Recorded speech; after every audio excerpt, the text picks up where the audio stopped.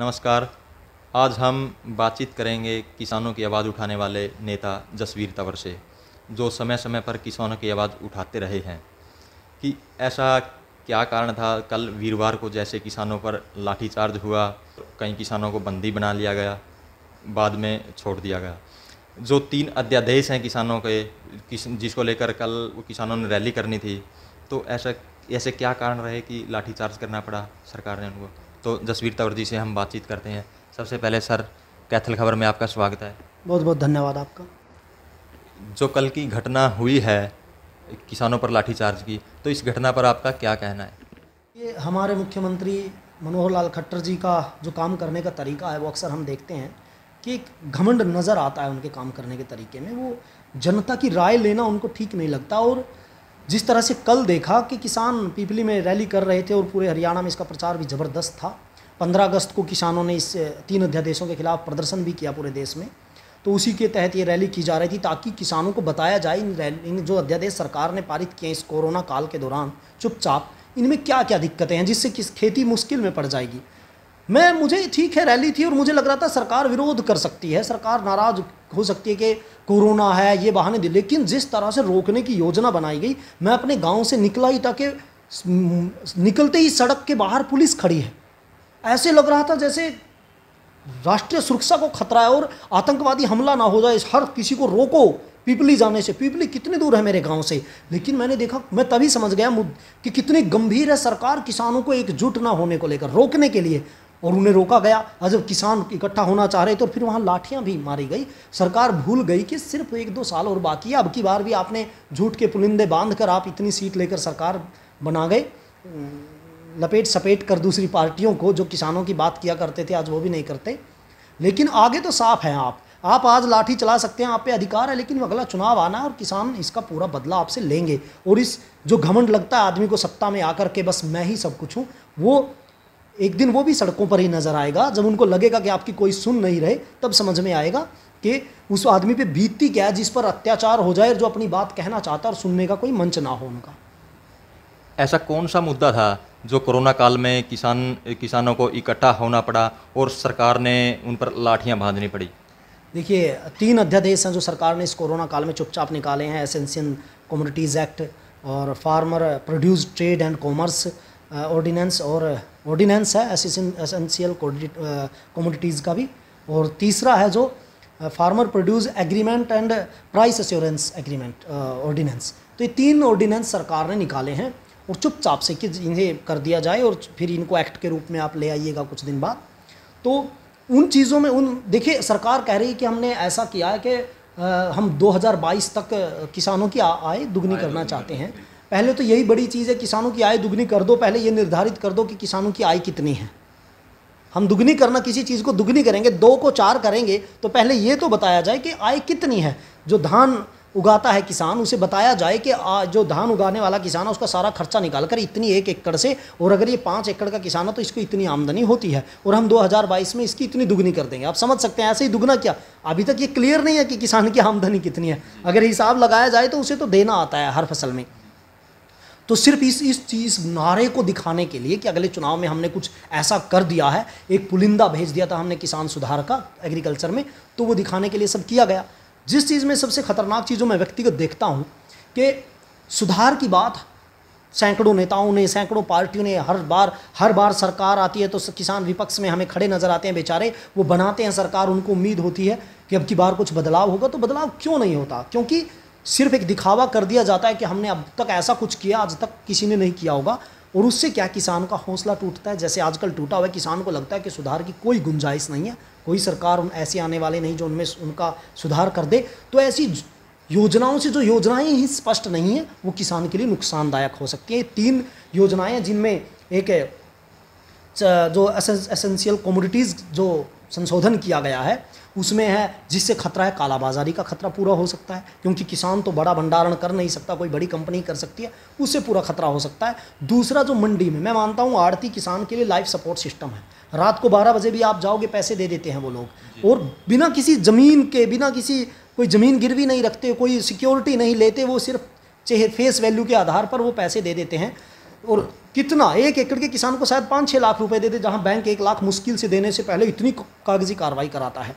तो वो उस आड़ती को लगभग इसमें निश्चित रूप से उसे एक तरफा हटाने की कोशिश की गई है। उसकी सिक्योरिटी इन अध्यादेशों में होनी चाहिए थी, क्योंकि बहुत दुष्प्रचार पहले भी किया गया किसान और आड़ती को अलग करने का, कि आड़ती एक बार तो दुश्मन ही बना दिया था। लेकिन मेरा व्यक्तिगत है, किसान आड़ती के लिए बहुत सपोर्टिव है और उसे इमरजेंसी में सपोर्ट देने वाला होता है। लेकिन उसको आज अकेला किया जा रहा है किसान को, ताकि बड़ी बड़ी कंपनियां आकर और बढ़िया तरीके से, क्योंकि हम ये नहीं समझ पाते, कई बार इंटरनेशनल षड्यंत्र इतने बड़े होते हैं कॉरपोरेट सेक्टर के, हमें समझ नहीं आता कि अगर इस बड़े सेक्टर को, जिसमें कच्चा माल है उद्योगों के लिए, जिसमें सस्ती लेबर मिल सकती है, एग्रीकल्चर को ख़त्म किया जाए, तो उसकी जो support system, life support system आड़ती है, उसको हटाया जाए पहले। ये बहुत दिन से मेरा अनुभव है जो किया जा रहा है। अब सरकार इसमें लग के हटा रही है। सरकार को समझ नहीं आ रहा, आप इसमें किसान का भी नुकसान कर रहे हैं, खुद का भी, और समाज के एक बड़े वर्ग का भी जो उस व्यवसाय से जुड़ा हुआ है। तीसरा को जो एग्रीमेंट एक्ट है, जो जिसे कॉन्ट्रैक्ट फार्मिंग के तहत कर सकते हैं, उसमें मैं बड़ी चीज़ देखता हूँ कि आपने कॉन्ट्रैक्ट कर लिया किसान के साथ, तो आप फसलें खरीदेंगे, तो अगर बड़ी बड़ी कंपनियां इसमें आकर किसान का जो खेत है वो खुला बाजार कर दिया, किसान ने कोई सिक्योरिटी उसमें इस तरह की नहीं रखी, जैसे एमएसपी कानून होना चाहिए कि कम से कम, मैं तो उल्टा है कि कम से कम किसान संगठन जो मांग रहे हैं कि एमएसपी कानून होना चाहिए, कि अगर एमएसपी से नीचे कोई खरीदता है तो उसे 2 साल की सज़ा हो, ऐसा कानून हर फसल के लिए बनाया जाए। लेकिन मैं इसके विपरीत हूँ, एमएसपी में तो हो, लेकिन एक सुरक्षा, और अगर आपका रेट बढ़े तो कई बार अगर बड़ी कंपनियाँ गिनती किया तो मिलकर एकजुटता बना लेती हैं और उस उत्पाद का रेट रोक देती हैं कि उसे बढ़ने ना दिया जाए, ताकि उस पर रेट ना चढ़े, उनको मुनाफा ज़्यादा हो। तो जो इस एग्रीमेंट में ये चीज़ नहीं देखी गई कि रेट को बढ़ने से रोकने के लिए कुछ कंपनियां उसे कंट्रोल तो ना कर ले। ऐसी बहुत सी चीज़ें हैं, जैसे एग्रीमेंट है, कॉन्ट्रैक्ट फार्मिंग है, कॉन्ट्रैक्ट करेगा किसान, तो कॉन्ट्रैक्ट की तो किसान को बेचारे को बैंक का कॉन्ट्रैक्ट समझ नहीं आता, उसको कॉन्ट्रैक्ट कैसे समझ में आए, क्या क्या चीज़ें उसे उसमें देखनी है, कौन उसकी सुरक्षा करेगा, कोई व्यक्ति ऐसा उसके साथ हो एग्रीमेंट में, कोई समाज का मुख्य व्यक्ति, सरपंच हो, पंच हो, कोई हो, जो निर्धारित करे कि हाँ किसान ने एग्रीमेंट किया है और इसके समझ में आ गया, इसकी भाषा में। मैं आपको बिल की बात बताऊं तो बिल अंग्रेजी में है, मुझे समझने में दिक्कतें आई, तो किसान को कैसे समझने में दिक्कत आएगी? समझ सकते हैं आप, हमारे देश का कोई किसान अंग्रेजी नहीं बोलता, ये सरकार कह रही है कि हम हिंदी को बढ़ाएं, तो हिंदी में आप किसान के रूल बना रहे हैं। हरियाणा के किसान को हिंदी में क्यों नहीं दिया आपने? अगर आप उनसे बातचीत करना चाहते हो पहले हिंदी में अध्यादेश लाने चाहिए और आपको समझो और उन्हें समझाइए। पंजाब के किसान को पंजाबी में लाने चाहिए, लेकिन अब अंग्रेजी में अध्यादेश ले आते हैं और पारित करा देते हैं। तो क्या, और कॉन्ट्रैक्ट कोई बनेगा? अभी तो कॉन्ट्रैक्ट की शर्तें और सारी इस अध्यादेश में क्लियर नहीं है, उन पर काम किया जाएगा, लेकिन इन्हें एक तरफा सरकार बिना किसी पूछताछ के, बिना किसी किसानों के से रुझान लिए, एक तरफा डंडे से इसको हाँक कर इन्हें लागू कर रही है। अगर किसान इसके विरोध में इकट्ठा होकर बताना चाह रहे थे कि ऐसा ऐसा कोरोना के काल में किया जा रहा है, उन पर लाठियां चलाई गई। मैं तो कहता हूं किसान इस कोरोना की आपात स्थिति को अवसर बना रही है, जहां उनको लगता है कि हमारा राजनीतिक फायदा लोगों पर डंडा भांज देती है, मुकदमे दर्ज कर देती है। कोरोना को एक अवसर बना रही है सरकार, जो इनके लिए बहुत, मैं कहता हूं आप एक गैर जिम्मेदाराना रवैया अपना रहे हो, जबकि इस काल में जनता ने बहुत जिम्मेदारी से आपका साथ दिया है। आपकी जो एक किसान नेता है उसके रूप में पहचान है, लेकिन पिछले काफ़ी समय से आप कुछ जो किसानों के प्रति आवाज़ उठाने वाले उसमें कुछ सक्रिय नज़र नहीं आ रहे हो, तो ऐसा क्या कारण है जसवीर जी? देखिए, इस समय सभी निष्क्रिय हैं, कोरोना काल चल रहा है। अब इस कोरोना काल में हम सड़कों पे चीखते नहीं हैं।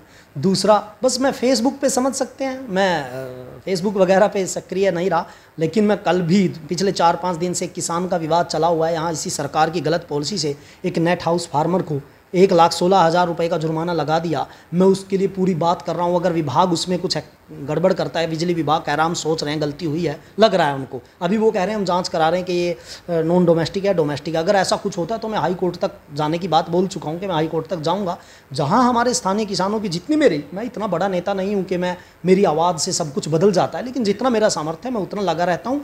दूसरा, मैं अपने ही गाँव में जितना मेरा स्तर है, मैं किसानों को बीच में भी आपको क्या बताऊं, अभी हमारे यहाँ एक जैविक खेती के लिए ट्रेनिंग भी हुई थी, मैंने अपने ही घर पे करवाई थी। वो चीज़ें मैं फेसबुक पे नहीं डालता, बस इसीलिए लगता है कि आपको आप निष्क्रिय हैं। कुछ काम ऐसे भी होते हैं जो आप ग्राउंड पर रहकर कर सकते हैं। बीकेयू ने कल जो 3 अध्यादेश थे उनको वापस लेने के लिए सरकार को अल्टीमेटम दे दिया है, तो इन अध्यादेशों के बारे में आपका क्या सुझाव है? देखिए, ये अध्यादेश अभी एक्ट बनने हैं, तो बीकेयू ने जो कहा, भारतीय किसान यूनियन के ने जो कहा है वो बिल्कुल सही है। मैं एक चीज़ का बुरा पक्षधर हूँ कि जिसके बारे में आप कानून बना रहे हैं, कम से कम उससे तो पूछिए कि हम कह रहे हैं कि सरकार कह रही है मैं किसान की आमदनी दुगनी करने के लिए हम लोग ये बिल बना रहे हैं, ये एक्ट बना रहे हैं, तो कम से कम जिसकी आपको आय दुगनी करनी है उससे तो पूछिए आपकी आय दुगनी हम कैसे कर सकते हैं। बिना पूछे ही आप कह रहे हैं हमने आय दुगनी कर दी आपकी इस तरीके से। तो जैसे मैं बहुत इसमें मैं तो एक एग्रीकल्चर सेक्टर में बहुत बड़े सुधार का पक्षधर हूँ। सिर्फ सरकार सोचती है ये 10-10 पेज के जो अध्यादेश ले आई और इससे सब बदल जाएगा, इससे कुछ होने वाला नहीं है। एग्रीकल्चर सेक्टर जितना मैंने बहुत चीज़ इसमें पिछले मैंने कोरोना काल के दौरान पढ़ी है, तो बहुत व्यापक क्षेत्र है जिसमें सुधार की ज़रूरत है। इसी एक्ट में जैसे किसानों की मांग है, पहला नंबर पे देखिए, किसान बेचारा अपनी सामान्य ज़रूरतें पूरा करते हुए कर्ज के बोझ में दब जाता है। वैसे मैं सामान्य तौर पर जो पार्टियां बिजली का बिल माफ़ी और कर्ज माफ़ी की बात करती हैं, मैं उसका पक्षधर नहीं हुआ करता हूं कभी भी। मैं कहता हूं कि किसान को उसका हक मिलना चाहिए, उसके लिए काम होना चाहिए।